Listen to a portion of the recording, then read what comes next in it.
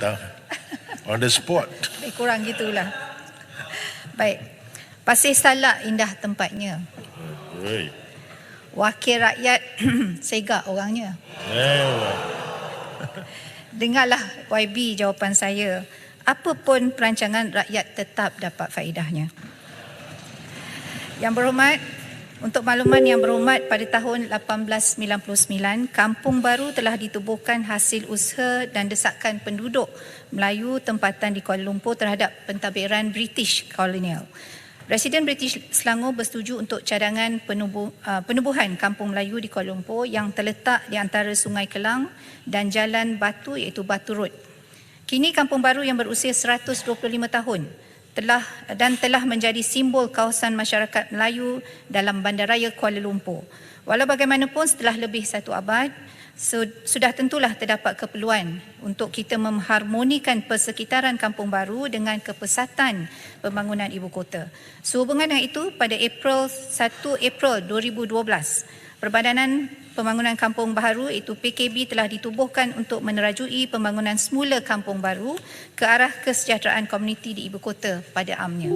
Antara perkara yang menjadi panduan pembangunan Kampung Baru adalah nilai kebudayaan dan pemeliharaan warisan alam bina, perancangan inovatif dalam pembangunan tanah, pemeliharaan dan penjanaan semula kawasan bagi membentuk persekitaran berkualiti dan berdaya huni, serta yang paling utama, menjaga kepentingan pemilikan orang Melayu.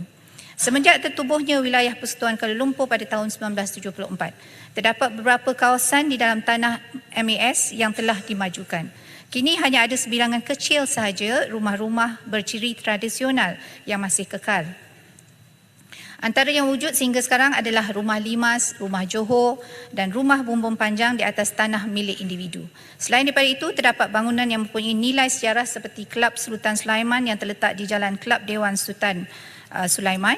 Bangunan ini masih wujud sehingga sekarang dan ianya masih di bawah kawalan selir Kerajaan Negeri Selangor. Setakat ini, bangunan ini masih belum tersenarai sebagai tapak yang diwartakan di bawah Jabatan Warisan Negara.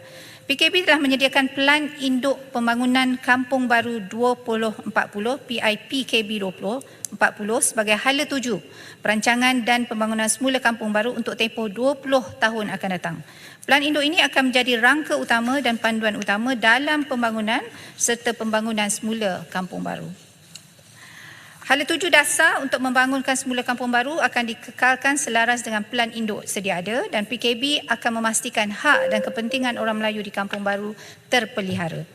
Percayalah, kerajaan akan berusaha mengangkat Kampung Baru sebagai bandar Melayu yang tersegam indah megah di Kuala Lumpur. Dan sehubungan itu, bagi memastikan pembangunan semula Kampung Baru dapat diteruskan sebagaimana yang telah dirancang, kerajaan tidak bercadang untuk mengangkat Kampung Baru sebagai tapak warisan dunia UNESCO. Ini adalah kerana pengiktirafan UNESCO sendiri akan menyebabkan sebarang cadangan pembangunan Kampung Baru tidak dapat diteruskan.